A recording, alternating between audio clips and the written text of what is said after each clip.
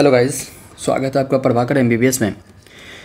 आज का जो टॉपिक है वह आपका कोलिनर्जिक ड्रग्स।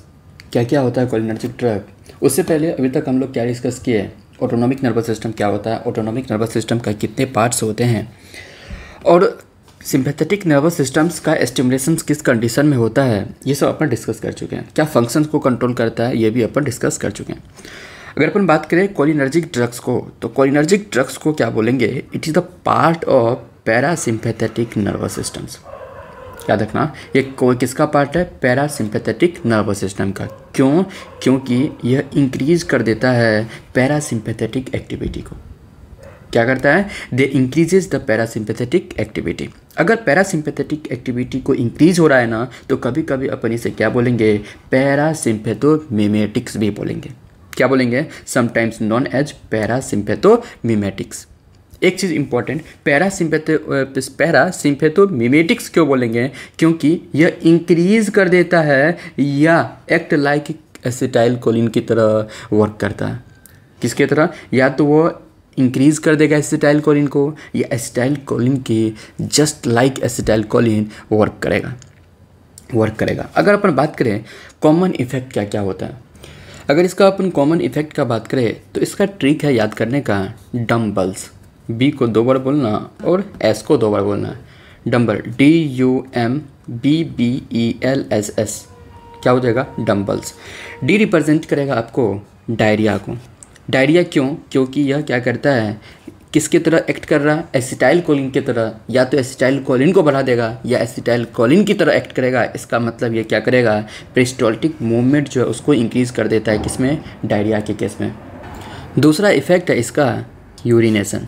यूरिनेशन में क्या होता है, जो ब्लैडर के पास, जो यूरिनरी ब्लैडर में डेट्रूसस मसल्स है ना, उस डेट्रूसस मसल्स में क्या करता है, कॉन्ट्रैक्शन कर देता है। क्या करता है, उसका कॉन्ट्रैक्शन कर देगा। और तीसरा एम रिप्रेजेंट करेगा इन आई मियोसिस करवाएगा। मियोसिस क्यों, जो एस्फिंक्टर प्यूपिले मसल्स होता है आइरिस में, उसका क्या करता है, कॉन्ट्रैक्शन कराएगा। और इसे अपन क्या बोलते हैं, पिन पॉइंट प्यूपिल भी बोलते हैं।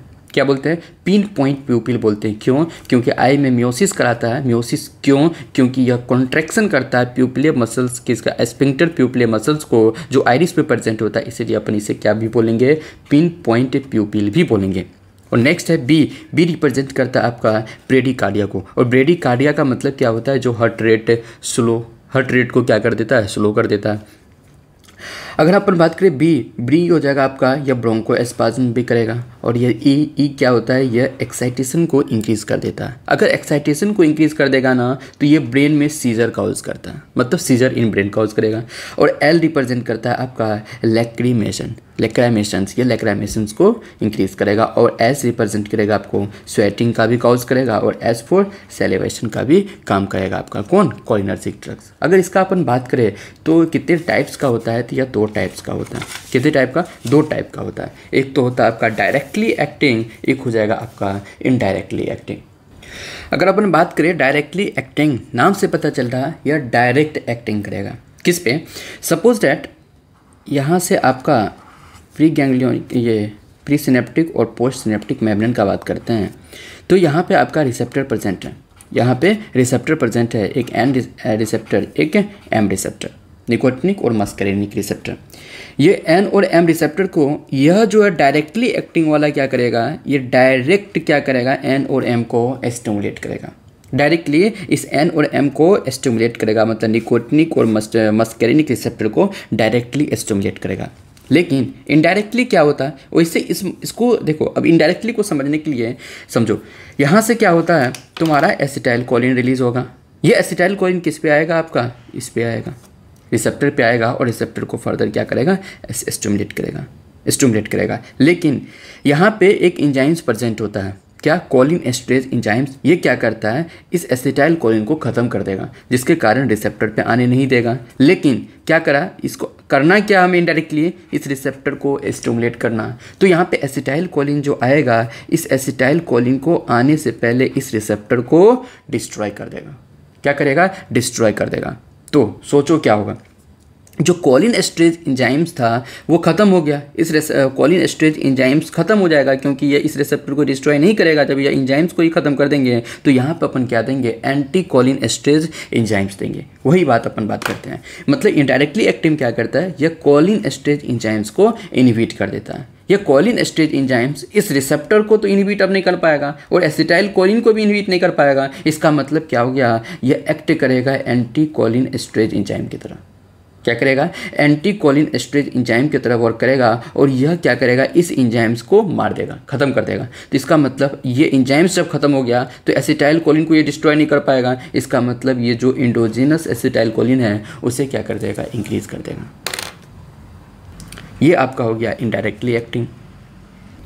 अगर अपन बात करें डायरेक्टली एक्टिंग कोलिनर्जिक का, तो डायरेक्टली एक्टिंग कोलिनर्जिक का भी दो डिवीज़न है। एक हो गया आपका एस्टर डिवीज़न, एक हो गया आपका एल्केलॉइड डिवीज़न। जो एस्टर होता है ना, ये सिंथेटिक होता है। कि क्या होता है, यह सिंथेटिक होता है। जो एल्केलॉइड होता है यह नेचुरल होता है। क्या होता है, नेचुरल होता है। नेचुरल क्यों होता है, क्योंकि यह प्लांट के प्रोडक्ट से ऑब्टेन किया जाता है। प्लांट के प्रोडक्ट से ऑब्टेन किया जाता है। जो एस्टर वाला है, एस्टर का 4 ड्रग्स हैं, A, B, C और M। A, B, C और M।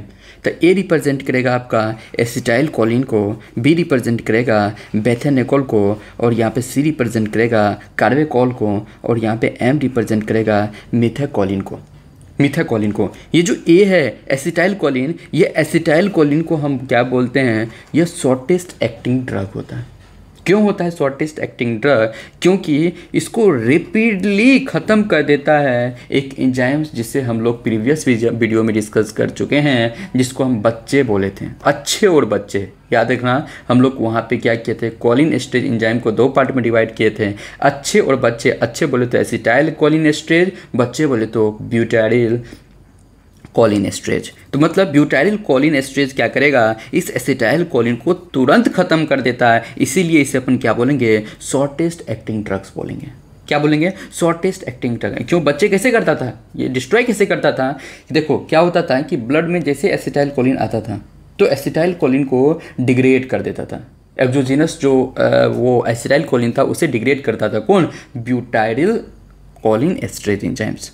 तो और याद रखना, ये क्या हो जाएगा, इसको यूज किया जाता है किसमें, टॉपिकल आई ड्रॉप में। Because of short acting drugs के कारण ये क्या करता है कि कुछ सेकेंड के लिए म्योसिस भी प्रोड्यूस करता है। मतलब टू प्रोड्यूस ट्रांजिएंट म्योसिस भी प्रोड्यूस करता है कौन, एसिटाइल कोलिन। क्यों, क्योंकि ये एक शॉर्ट एक्टिंग ड्रग्स होता है। अगर अपन दूसरा ड्रग्स का बात करें, डेट इज कॉल्ड बिथेनिकॉल, तब अपन बात करेंगे। पूरा ड्रग्स को डिस्कस कर लेते हैं, फिर अपन चलेंगे एल्कलॉइड पे। दूसरा क्या, बेथेनिकॉल।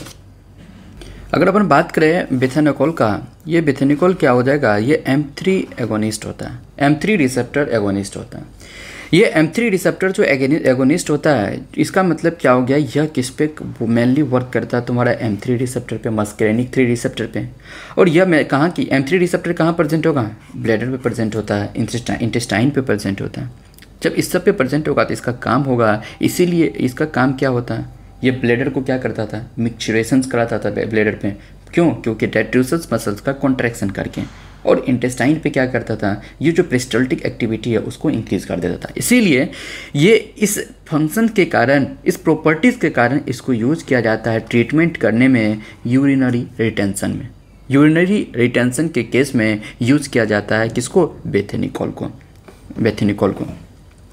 ये जो बेथेनिकॉल है इसको कब यूज़ करेंगे, यूरिनरी रिटेंशन किस केस में, जब पोस्ट ऑपरेशन और यूरिनरी रिटेंशन होगा तब। और दूसरा, जब पोस्टपार्टम होगा तब। पोस्टपार्टम का मतलब आफ्टर चाइल्ड डिलीवरी, जो रिटेंशन होगा, यूरिनरी रिटेंशन होगा, उस केस में अपन यूज़ करते हैं M3 एगोनिस्ट बोले तो बेथेनिकॉल। अगर अपन बात करें कार्बाकोल का, ये कार्बाकोल को यूज़ किया जाता है एज ए आई ड्रॉप। और as a eye drop use कर रहे हैं, क्यों, क्योंकि यह प्रोड्यूस करता है म्योसिस को। किसको, म्योसिस को। अगर अपन बात करें नेक्स्ट में मिथाकोलिन, क्या मिथाकोलिन जो क्या होता है M2 रिसेप्टर पे प्रेजेंट होता है, और M2 रिसेप्टर किस पे प्रेजेंट होगा, हार्ट पे प्रेजेंट होगा। याद रखना M2 रिसेप्टर हार्ट पे होता है और यह इवेंट टाइप का रिसेप्टर है, तो ये क्या हो जाएगा, GI टाइप का होगा और यह इनहिबिटरी लाइक होता है। प्रीवियस वीडियो को रिकॉल करो। तो इस मिथाकोलिन को कहाँ यूज़ करेंगे, इस मिथाकोलिन को यूज़ करते हैं as a diagnostic test. Diagnostic test में इसको यूज़ करते हैं, और डायग्नोस्टिक टेस्ट में भी क्या, इसे अपन बोलते हैं मिथाकोलिन चैलेंज टेस्ट। कौन सा, मिथाकोलिन चैलेंज टेस्ट। इस चीज़ को अपन समझते हैं। तो सबसे पहले फोकस करो, ये मिथाकोलिन जो है ना, ये तुम्हारा M2 एगोनिस्ट होता है। इसका मतलब M2 रिसेप्टर पे वर्क करेगा। तो M2 रिसेप्टर का मतलब क्या होगा, किस पे प्रेजेंट होता है, हार्ट पे, SN नोड और AV नोड पे।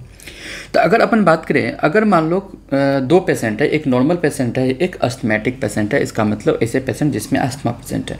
जो नॉर्मल पेशेंट है उसमें भी अपन क्या करेंगे, इनहेलेशनल मिथाकोलिन देंगे, और जो अस्थमेटिक पेशेंट है उसमें भी देंगे। जो नॉर्मल पेशेंट है वहाँ पे क्या होगा कि तुम्हारा M3 रिसेप्टर, क्योंकि नॉर्मल पेशेंट में ब्रोंकस जो होता है नॉर्मल होता है, तो वह ब्रोंकस को कौन कंट्रोल करेगा, M3 रिसेप्टर ब्रोंकस का कॉन्ट्रैक्शन करेगा। उस पेशेंट में अस्थमा नहीं आएगा, उस पेशेंट में अस्थमा का सिम्टम्स नहीं आएगा, अस्थमा अटैक नहीं आएगा। जो अनहेल्दी है, जो हेल्दी नहीं है, जो पेशेंट है जिसमें अस्थमा है, तो उस पेशेंट में क्या होता है कि जो ब्रोंकस का हाइपरट्रॉफी हो जाता है, ब्रोंकस हाइपर सेंसिटिव हो जाएगा। जब ब्रोंकस हाइपर सेंसिटिव हो जाएगा, आप जैसे ही आप उसको इनहेलेशनल मिथाकोलिन दोगे तो उसे अस्थमा अटैक आने लगेगा। मतलब ये क्या करता है, प्रोवोक करता है। किस चीज़ को, प्रोवोकेटिव टेस्ट होता है किस चीज़ का, डायग्नोसिस ऑफ अस्थमा। बोल सकते हैं inhalational methacholine is a provocative test to diagnose asthma. इस तरीक़ा से हम क्या करते हैं, अस्थमा को डायग्नोज करते हैं। इसके अलावा मिथाकोलिन चैलेंज टेस्ट के अलावा कुछ अदर इनहेलेशनल ड्रग्स भी है जिसको अपन यूज़ करते हैं अस्थमा को डायग्नोज करने में। कौन, एक है आपका इनहेलेशनल हिस्टामिन और एक हो गया आपका इनहेलेशनल मैनिटोल्स। इसको यूज़ करते हैं, हिस्टामिन को यूज़ करते हैं हिस्टामिन चैलेंज टेस्ट में, और यहाँ पे मैनिटोल को यूज़ करते हैं मैनिटोल चैलेंज टेस्ट में। और ये दोनों क्या होता है, जो प्रोवोकेटिव टेस्ट होता है, ये डायग्नोज करता है अस्थमा को। क्या करता है, प्रोवोकेटिव टेस्ट होता है टू डायग्नोज अस्थमा। नेक्स्ट जो इम्पोर्टेंट पॉइंट है इसको अपन डिस्कस करते हैं। अगर इम्पोर्टेंट पॉइंट का बात करें तो बिथेनोकॉल और कार्बाकॉल, ये जो होता है लॉन्ग एक्टिंग ड्रग होता है। क्यों होता है लॉन्ग एक्टिंग ड्रग, क्योंकि इसको जो कॉलिन स्टेज इंजाइम्स है यह डिग्रेड नहीं कर पाता है। क्यों, इससे रेजिस्टेंस प्रेजेंट होता है इसके अंदर, मतलब resistance to degradation by cholinesterase enzymes. इसीलिए ये क्या होता है, लॉन्ग एक्टिंग ड्रग्स होगा। अगर अपन बात करें अब फिर नेक्स्ट एल्कलॉइड का, तो एल्कलॉइड में याद रखना, एल्कलॉइड को क्या बोलते हैं, यह एक नेचुरल होता है। क्यों, क्योंकि प्लांट प्रोडक्ट से इसे ऑब्टेन करते हैं। इसका याद रखना PAN, पान, M फॉर मसाला। देखो एक चीज़ और याद रखना, M दोनों में है, तो यह M रिप्रेजेंट करेगा आपका मिथाकोलिन को और यह M रिप्रेजेंट करे हो जाएगा मस्कैरिन को। क्या, मस्कैरिन को। तो P रिप्रेजेंट करेगा आपका पाइलोकार्पाइन को। क्या, पाइलोकार्पिन को रिप्रेजेंट करेगा, और A रिप्रेजेंट करेगा एरेकोलिन को, और N रिप्रेजेंट करेगा निकोटीन को, और M रिप्रेजेंट करेगा मस्कैरिन को। अगर अपन बात करें एल्कलॉइड्स ड्रग में, तो पहला आ जाएगा आपका पाइलोकार्पिन। ये पाइलोकार्पिन ऑब्टेन होता है पाइलोकार्पस प्लांट से, नाम से पता चल रहा है पाइलोकार्पस प्लांट। और एरिकोलिन ऑब्टेन होता है बीटल नट से, और निकोटीन ऑब्टेन होगा टोबैको प्लांट से, और मस्कैरिन ऑब्टेन होता है पॉइजनस मशरूम से।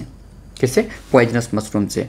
और सबसे इम्पॉर्टेंट अगर बात करें ड्रग्स, वो क्या हो जाएगा आपका मस्कैरिन, जिसको अपन बात करेंगे यहाँ पे। और सबसे इम्पॉर्टेंट है क्या, पाइलोकार्पिन, वो भी अपन अच्छे से इसको डिस्कस करेंगे। अगर अपन बात करें सबसे पहले जो ड्रग्स है आपका, that is called pilocarpine. Pilocarpine क्या होता है, एक चीज़ याद रखना, एसिटाइलकोलिन सबसे शॉर्टेस्ट एक्टिंग ड्रग था। उसके बाद अगर कोई शॉर्टेस्ट एक्टिंग आता है डेट इज़ कॉल्ड पाइलोकार्पिन। इसीलिए इसे क्या बोलेंगे, after acetylcholine it is the second shortest acting drug, पहला इंपॉर्टेंट। और दूसरा, use as topical eye drop. इसका क्या यूज़ करते हैं, as a topical eye drop use करेंगे। कितना strength, 0.5 to 4%। Topical eye drop use करेंगे as a topical eye drop. और दूसरा, यह एक ड्रग ऑफ चॉइस होता है किस चीज़ के लिए? To produce miosis. It is a drug of choice किस चीज़ के लिए? टू प्रोड्यूस मियोसिस, मियोसिस को प्रोड्यूस करने के लिए। और याद रखना, इसीलिए इसे अपन यूज़ करते हैं as a miotic agent, as a miotic agent. और इसको किस चीज़ में याद यूज़ करते हैं? ट्रीटमेंट, किसके ट्रीटमेंट के लिए यूज़ कर दिया जाता है? एक ग्लाउकोमा। अरे यार, बहुत तो ग्लाउकोमा भी बोलता है, कोई ग्लूकोमा भी बोलता है, अपना तरीका है। ग्लाउकोमा, ग्लाउकोमा के ट्रीटमेंट करने के लिए यूज़ किया जाता है। और दूसरा, कॉन्ट्रैक्ट इफेक्ट ऑफ मेड्रियाटिक्स, जो मेड्रियाटिक्स का इफेक्ट है उसको कम करने के लिए। और तीसरा जो इम्पोर्टेंट है, ब्रेक करता है आयरिस एडिशन को, आयरिस एडिशन को ब्रेक करने में यूज़ किया जाता है। तो ये जो आयरिस एडिशन क्या होता है? जो फ्रंट के बात करें फ्रंट में तो यहाँ से चिपक जाता है। और दूसरा, अगर हम बैकवर्ड बात करें लेंस से चिपक जाएगा, जिसके कारण इस चीज़ को अपन देते हैं क्या? Pilocarpine, pilocarpine. और इसे क्या बोलते हैं? आयरिस का एडिशन को क्या बोलते हैं? सिनेकिए बोलते हैं।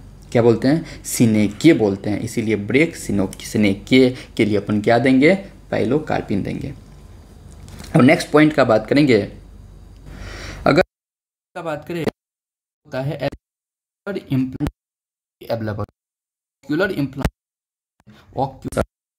क्या बोलेंगे? ऑक्यूसट बोलेंगे। एक चीज़ याद रखना, जब ये ऑक्यूलर इम्प्लांट के फॉर्म में होता है तो कहाँ पे यूज़ करेंगे इसको? ग्लाउकोमा के ट्रीटमेंट में, ग्लाउकोमा के ट्रीटमेंट में। और नेक्स्ट इसका यूज़ क्या है? यह लैक्राइमेशन को इंक्रीज़ कर देता है और स्वेटिंग को इंक्रीज़ कर देता है और सेलेवेशन को इंक्रीज़ कर देता है। इसका मतलब इसका यूज कहाँ? ड्रग ऑफ चॉइस किसका होगा? जेरोस्टोमिया और जेरोप्थेल्मिया, जेरोस्टोमिया और जेरोप्थेल्मिया। जेरोस्टोमिया का मतलब हो जब मुंह सूखा हो जाता है, माउथ हो जाएगा, उस केस में क्या करता है? ये सेलेवेशन को इंक्रीज कर देगा, सेलेवा को इंक्रीज कर देगा। किस में? जेरोस्टोमिया में। दूसरा, जब ये ड्राई हो जाता है कि केस में इसको पाइलोकार्पिन को, जो क्या करता है? आई के ड्राइनेस को ख़त्म करता है। तो एक चीज़ याद रखना, जो जेरोस्टोमिया है मतलब ड्राई माउथ और जेरोप्थेल्मिया मतलब ड्राई आईज, ये कहाँ पे देखने को मिलेगा? दो डिजीज़ में देखने को मिलेगा। एक तो जॉकरेन सिंड्रोम में देखने को मिलेगा, एक सिस्टिक फाइब्रोसिस के केस में देखने को मिलेगा। किसमें? एक जॉकरेन सिंड्रोम और एक सिस्टिक फाइब्रोसिस। अब आता है कि व्हाट इज़ कॉन्ट्रा इंडिकेशन।